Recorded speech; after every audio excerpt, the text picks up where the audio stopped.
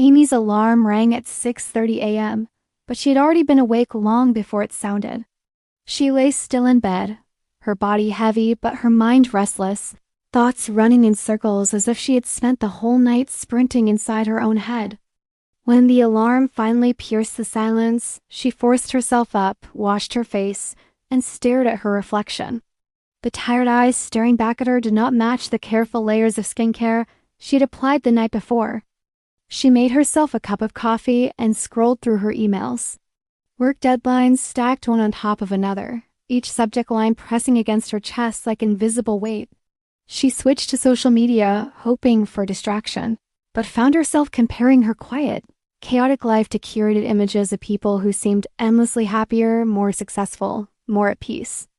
By 8 a.m., Amy was on the train, surrounded by others just like her, faces pale with exhaustion, eyes glued to glowing screens, silence hanging heavy in the crowded space. Everyone looked fine on the surface, but there was something hollow in their gaze, as if their souls had been left behind while their bodies went through the motions. At work, Amy's smile never faltered. She nodded during meetings, answered emails within minutes, and delivered tasks on time. No one suspected that beneath her calm exterior, her heart raced every time a new message popped up. Her stomach tightened with every casual comment from her boss. She felt like she was running a marathon she had never trained for, every day pushing herself to appear okay when inside she was falling apart. That evening, after a long day, Amy returned home. She lit a candle, tried to write a book, but her mind would not stop replaying small moments. What her coworker might have meant with that tone, whether friends secretly judged her absence, whether she was doing enough, being enough. Her body sat on the couch, but her mind spun like a wheel that refused to stop turning. She realized something unsettling. She had spent more time today worrying than breathing. She had moisturized her skin, adjusted her diet, even counted steps on her fitness app, but she had not given a single moment of true care to her inner world. And then the thought came, have you ever wondered why we are so devoted to the glow of our skin, the shape of our bodies, the foods we eat, yet we so often forget something even more fragile, more invisible, yet infinitely more essential? Our mental health. Mental health is being neglected. In today's world, everyone is always rushing somewhere. Our lives revolve around alarms, deadlines, meetings, and endless notifications. We scroll through social media on the way to work, answer emails during lunch, and fall asleep with the blue glow of a screen beside us. We tell ourselves this is normal, that being busy is the proof of being alive. But somewhere deep inside, we know something is not right. We speak endlessly about health, but the conversation is often limited to the body. We post gym selfies, share our clean meals, talk about skincare routines, and exchange tips on how to look younger, slimmer, more glowing. We invest in fitness apps and serums, yet forget to ask, how is my heart today? How is my mind holding up? Because here is the truth.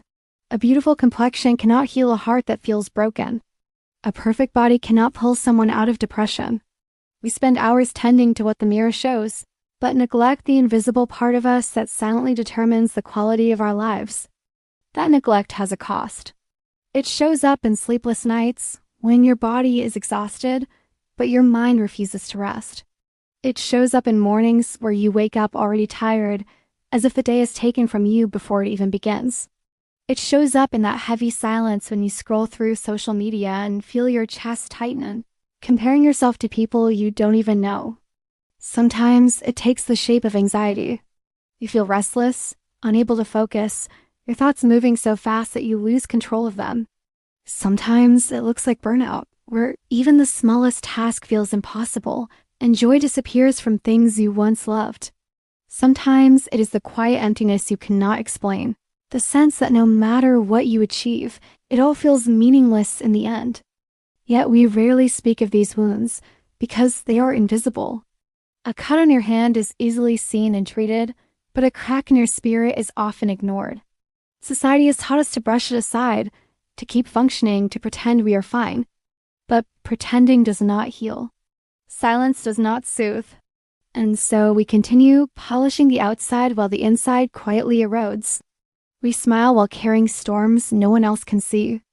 We laugh in conversations, but go home to battles we cannot name. And when night falls and the world grows quiet, we finally hear the truth we have been avoiding. We are not okay. But what if we stopped for a moment to face it? What if we admitted that mental health is not a luxury, but a necessity? What if we dared to believe that caring for the mind is just as important, perhaps even more important than caring for the skin or the body? Because the truth is simple. Without a healthy mind, no amount of outer beauty can bring peace. And without peace inside, everything outside will eventually lose its meaning. Why mental health matters? Imagine building a house on sand. From the outside, it may look beautiful, polished floors, wide windows, a strong roof that glitters under the sun, but the foundation beneath is fragile. The first storm comes and the house begins to tremble. No matter how perfect the design, without solid ground, it cannot stand. Mental health is that foundation. It is the quiet ground beneath everything we do. Without it, all else begins to shake. Many women today invest in their appearance, their careers, their relationships. They join gyms, practice skincare, pursue higher degrees, chase promotions. Yet if their inner world is heavy with stress, doubt, or quiet despair, all these efforts feel like building on sand.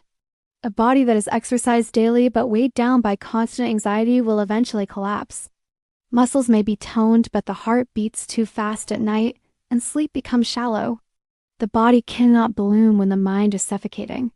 Think of the young woman who runs 5 kilometers each morning, yet spends the rest of the day battling invisible battles in her head. She smiles at colleagues, but inside she's rehearsing every possible mistake, every imagined judgment. The more she tries to look strong, the more exhausted she feels. In the end, her body starts to echo her mind, headaches, stomach pains, a heart that races without reason. The body remembers what the mind refuses to heal. When the mind is unwell, work becomes the battlefield. A simple task takes twice the time because focus slips away. Emails are reread again and again, not out of diligence, but out of fear of missing something. Meetings turn into silent wars with the self. Am I good enough? Did they notice my mistake? The true thief of productivity is rarely laziness. It is often the quiet unrest of the mind. Without inner stability, even the brightest talent cannot shine. And in relationships, the cracks widen further. A tired mind has little patience. A single word from a partner feels like a wound. Small disagreements grow into storms. Love becomes a constant negotiation between exhaustion and irritation. How can one truly embrace another when their own heart feels like a battlefield? When the mind is clouded, affection turns fragile, and those who love us most often face the sharp edges of our unhealed pain. Then there is the relationship with the self. This, perhaps, is the deepest wound of all. A woman who does not care for her mental health often finds herself drowning in self-doubt. She looks in the mirror and does not see beauty, no matter how much effort she pours into her appearance. She achieves something remarkable, yet feels it is not enough. The inner critic grows louder than any applause. Without mental health, we slowly become strangers to ourselves, prisoners of invisible chains we cannot describe. So why does mental health matter? Because it is not simply one piece of life. It is the root that nourishes every branch. Just as a tree cannot flourish if its roots are weak, no woman can truly thrive if her mind is neglected. The roots are unseen, buried deep in the soil, yet they determine whether the tree will grow tall and green or wither under the sun. The same is true for us. The unseen strength of the mind determines the health of the body, the warmth of relationships, the clarity of work, and the peace within our own hearts. You can chase success, you can sculpt your body, you can adorn yourself with the finest clothes. But without peace inside, these things will never feel whole. Mental health is not a luxury. It is the very soil from which your life grows. Neglect it and everything else begins to dry. Nurture it, and even in storms, you will find yourself standing firm, your branches reaching calmly toward the sky. As the old saying goes, mental health is the root, while the body and success are only branches and leaves. If the root is not strong, the tree can never stay green. Consequences of neglecting mental health. Daisy was only 27 when the cracks began to show. To everyone around her, she looked like a rising star. She was the first one to arrive at the office, the last one to leave. She ate lunch in front of her computer, replying to emails with one hand while holding a fork in the other. Promotions came, and with them, applause and envy. People said she was lucky. They didn't know that she hadn't slept a full night in months. At first, it was only exhaustion. She told herself it was normal. Everyone works hard. Everyone sacrifices. But then came the nights of staring at the ceiling, unable to quiet the thoughts racing through her mind. One careless comment from a colleague would replay in her head until dawn. She woke up with trembling hands, with a heart that never stopped beating too fast. Coffee became her survival tool, and yet her body felt heavier with every passing day. She told herself she could endure, that if she just held on a little longer, things would get better. But the body remembers what the mind tries to forget. Anxiety dug into her bones, stress carved deep lines into her face, and loneliness wrapped itself around her like a second skin. By the time she collapsed, she wasn't simply tired, she was broken. The girl who had once run toward every goal had no choice but to stop. Depression forced her to put down everything she thought was important. Perhaps Daisy's story feels distant, but if you listen closely, you may hear echoes of your own life in it. Burnout, overthinking, the endless cycle of self-doubt. How many of us are quietly carrying them every day? How many of us smile at others while battling storms inside our minds? When mental health is neglected, the consequences never stay hidden for long. First, the body begins to protest.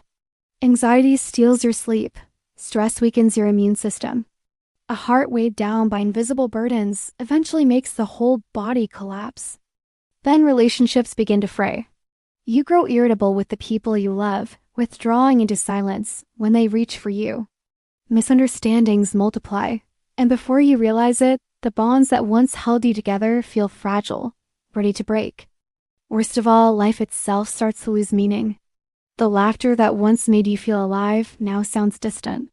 The dreams that used to excite you no longer spark anything within. You wake up each morning not with hope, but with dread. The world becomes something you endure, not something you live. This is the quiet devastation of forgetting your mental well-being. It does not announce itself with a single dramatic event. It arrives slowly, silently, until one day you realize you no longer recognize yourself. And so remember this truth: success means nothing if your soul has already fallen. Ways to take care of your mental health. There is a quiet truth we often forget. Caring for the mind is not about grand gestures. It is about the ordinary acts, the ones so small that they are often overlooked. When you learn to notice them, you realize that healing does not always arrive like a storm. Sometimes it comes like a soft drizzle, barely visible, yet slowly nourishing the soil of your soul. One of the simplest and most profound ways is journaling. Writing down your feelings may sound too easy, almost childlike. Yet there is power in holding a pen and giving form to the chaos within. When the page receives your thoughts, your mind is no longer a cage but a room with open windows. Daisy once told me she began each morning by writing down 3 things she felt, even if they were only tired, anxious, restless. Strangely, by putting them into words, she felt lighter. What you cannot name will control you. What you can write down, you begin to release. Another path is through the breath. Meditation is not about silencing the mind until it becomes a blank slate. It is about learning to return to the present over and over again. Sit quietly, close your eyes, and notice your inhale. Notice your exhale. At first, your thoughts will run like wild horses. Let them. The point is not to stop them, but to remember you are not the horses. You are the sky above them. Even 5 minutes of mindful breathing each day is enough to remind you that peace has never left. It waits quietly within you. We also live in a world that constantly screams for our attention. The glow of a screen, the endless stream of updates, the silent competition of other people's lives. It all presses against your heart until you cannot tell what belongs to you anymore. A digital detox may sound impossible, but it begins with small choices. Turn off notifications for a day. Leave your phone in another room for an evening. Replace 1 hour of scrolling with 1 hour of walking under the sun. You will discover that silence is not empty. It is full of answers you have been too busy to hear. Caring for the mind also means caring for the body. Gentle movement, whether it is yoga, stretching, or simply walking, reminds you that your body is not a machine for productivity, but a home for your spirit. Daisy once said she felt guilty resting, as if stillness were a form of laziness. But when she began to take evening walks, she realized her body was not asking for punishment, it was asking for kindness. When you nurture your body, you are not only strengthening muscles, you are rebuilding trust with yourself. And sometimes the bravest act of care is asking for help. Therapy is not a confession of weakness, but an act of wisdom. To sit across from someone trained to listen is to finally admit that your story deserves to be heard. Yet help does not always mean professional therapy. It can mean opening your heart to a friend you trust, allowing your tears to be witnessed instead of hidden. Healing often begins when we allow someone else to say, "I understand. You're not alone." Taking care of your mental health is not about becoming flawless or forever calm. It is about building a sanctuary within so that even when storms rage outside, you have a safe place to return. Journaling will not erase all pain, but it will show you your own courage. Meditation will not make life perfect, but it will remind you that you are more than your fear. Turning off your phone will not end loneliness, but it will give space for real connection. Moving your body will not erase exhaustion, but it will teach you tenderness. Asking for help will not solve everything, but it will remind you that healing was never meant to be walked alone. Do not wait until collapse forces you to pause. Begin now in the smallest of ways. Write one line in your journal. Take 3 deep breaths. Put your phone down for 10 minutes. Step outside and feel the wind. Call someone who cares about you. These are not dramatic acts, but they are sacred ones. Remember, sometimes caring for your spirit is not about doing more. It is about allowing yourself to simply be. To sit quietly, to breathe, to notice that even in your struggles, you're still alive, still here, still capable of beginning again. Because success, beauty, and achievement mean little if you are hollow inside. What matters is not how much you carry, but whether you can still feel joy in carrying it. And joy comes only when the soul is cared for. So let me remind you, mental health is not a luxury. It is the ground on which everything else stands. And sometimes caring for it is as simple as closing your eyes and whispering to yourself, "I am allowed to rest." At the end of the day, mental health is not a luxury. It is the key that unlocks a life of balance and quiet joy. You can have success, beauty, and recognition, but if your heart is restless, none of it will feel enough. And when your inner world is at peace, even the simplest life can bloom with meaning. Please remember this. You do not need to be perfect, but you do need to be gentle with your soul. The world will keep asking for more, but you are allowed to pause. You are allowed to rest. You are allowed to put your well-being first. If these words resonate with you, follow Aura Rise so we can walk this path together and nurture a healthier, calmer mind. Share this video with someone you love, because maybe what they need right now is not advice, but a reminder that their feelings matter. And before you leave, tell me in the comments, was there a moment in your life when you realized how essential mental health truly is? Your words might be the gentle reminder another girl out there needs tonight.